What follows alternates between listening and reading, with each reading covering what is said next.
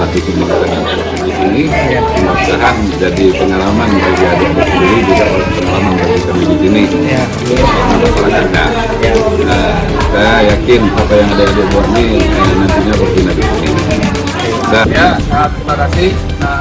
Alhamdulillah mengucapkan selamat pengetahuan karena dengan kehadiran daripada adik-adik KKN dari usia Universitas Sekolah atau Purnakuliah Lama khususnya dari Fakultas Pertanian ini sangat membantu kampung kami, di mana ini juga saya padukan dengan program ketahanan pangan yang memang ini merupakan program strategis dari nasional, di mana setiap kampung wajib melaksanakan kegiatan ketahanan pangan. Jadi ini saya padukan dengan kegiatan adik-adik mahasiswa yang kebetulan mereka di sini ada KKN tematik terkait dengan toga atau tanaman obat keluarga.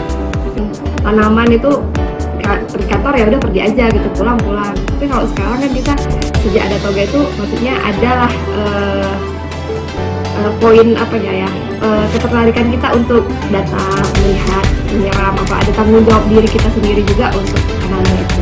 Jadi lebih semangat ya. Lebih semangat kerja juga. Gitu. Kan efek kedepannya juga bisa sekali. Nanti kalau gitu panen kan bisa untuk kami juga. Ya, gitu. benar.